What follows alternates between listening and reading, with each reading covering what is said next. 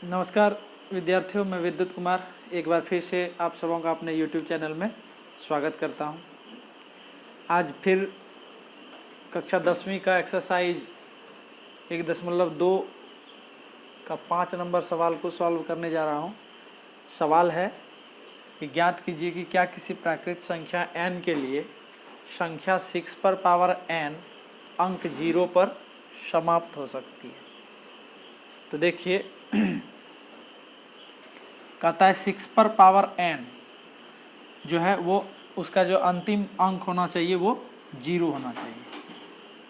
तो जहाँ n क्या है, कोई प्राकृत संख्या है और कोई भी संख्या अगर जिसके अंत में 0 है वो कौन कौन हो सकता है?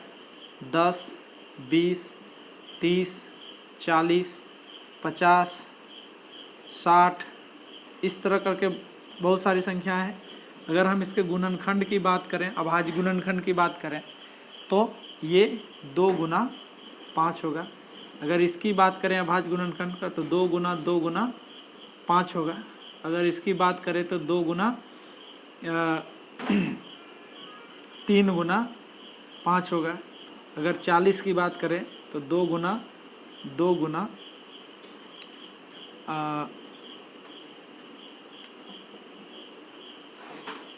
2 गुना 5 हो जाएगा।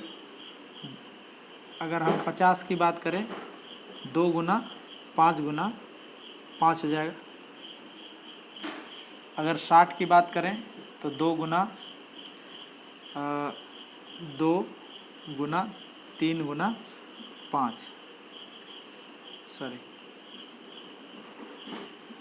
तो हम देखते हैं कि जितना भी संख्या, वो सभी संख्याएं जिसका अंतिम अंक क्या हो 0 है, उसका अनिवार्य रूप से जो 2 अभाज्य गुणनखंड अनिवार्य है उसमें 2 और 5, 2 और 5, 2 और 5, 2 और 5 मिनिमम 1, 2 और 5 का होना अनिवार्य है। कोई भी संख्या अगर जिसका अभाज्य गुणनखंड 2 और 5 के रूप में हो रहे तो वो आवश्यक है कि उसका जो अंतिम अंक होगा वो 0 होगा। तो हम यहाँ देखते हैं कि 6 पर पावर n है, 6 पर पावर n है और इसका जब हम अभाज्य गुणनखंड करते हैं तो 2 गुना 3 होता है और इस पर पावर n हो गया। तो हम देखते हैं कि यहाँ पावर 3 है, इसका अभाज्य गुणनखंड में 5 नहीं आ रहा है। इसका मतलब कहीं ना कहीं ये जो 6 का जो अंतिम अंक होगा वो 0 पर समाप्त नहीं होगा। तो हम यहाँ लिख सकते हैं कि किसी भी संख्या का अंत में, किसी भी संख्या के अंत में 0 तभी संभव है जब उस संख्या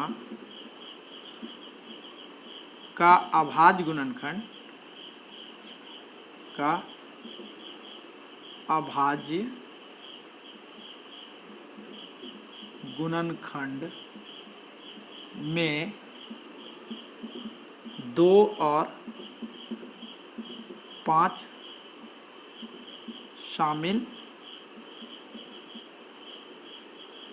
2 और 5 शामिल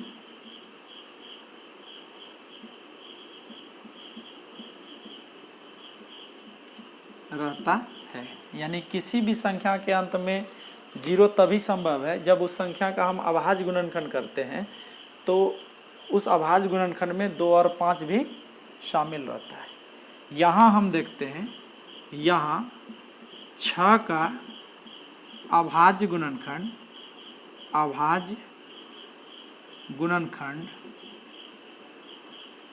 केवल 2 गुना 3 है। यहाँ जहाँ 3 है, जो 2 गुना 5 के रूप में नहीं है। अतः हम कह सकते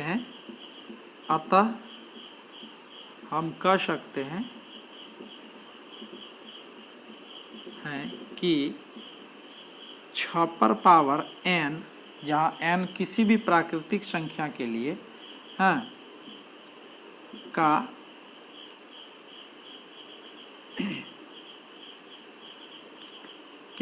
n किसी भी यही लिख सकते हैं कि किसी प्राकृतिक संख्या n के लिए संख्या 6 पर पावर n का n अंक 0 पर समाप्त नहीं हो सकता है। कि किसी, इसको इस तरह लिखते हैं कि किसी प्राकृत संख्या n के लिए 6 पर पावर n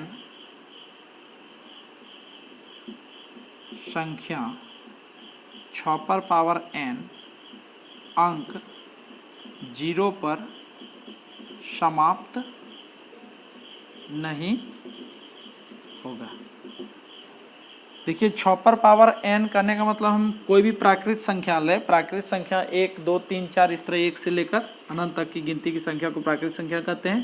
तो अगर हम 6 पर पावर हम बारी बारी से 1 ले तो 6 हो जाएगा, 6 पर पावर 2 ले मीन्स 6 गुना 6 36 हो जाएगा, 6 पर पावर 3 ले तो ये 6 गुना 6 करेंगे तो 216 हो जाएगा। तो इस तरह हम देखते हैं कि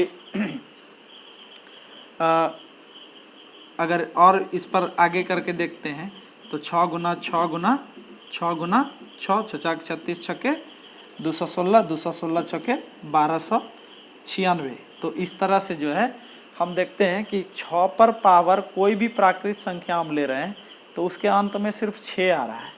1 2 3 4 तक लिए तो 6 आ गया। तो इस तरह हम देखते हैं कि अंत में कुछ भी कोई भी पावर हम रखते हैं प्राकृतिक संख्या, या 1 हो या 2 हो या 3 हो या 4 हो, तो हर समय वो जो संख्याएं होती है उसका अंत जो है वो 6 से होता है। अतः हम यहाँ कह सकते हैं, इस आधार पर भी कह सकते हैं कि किसी भी प्राकृतिक संख्या के लिए 6 पर पावर n से बनी संख्या जो होगा वो उसका अंत जो है 6 से होता है। अतः उसका इसके अनुसार जो है, इस प्रश्न के अनुसार उसका अंत 0 पर नहीं होगा। तो इस तरह से हम लोग इस तरह करके भी जो है इस सवाल को सॉल्व कर सकते हैं और इस मेथड से भी सॉल्व कर सकते हैं। तो मैं आशा करता हूँ कि ये क्वेश्चन आप लोग सभी समझ गए होंगे। तो चलिए मिलते हैं अगले वीडियो में, तब तक के लिए धन्यवाद।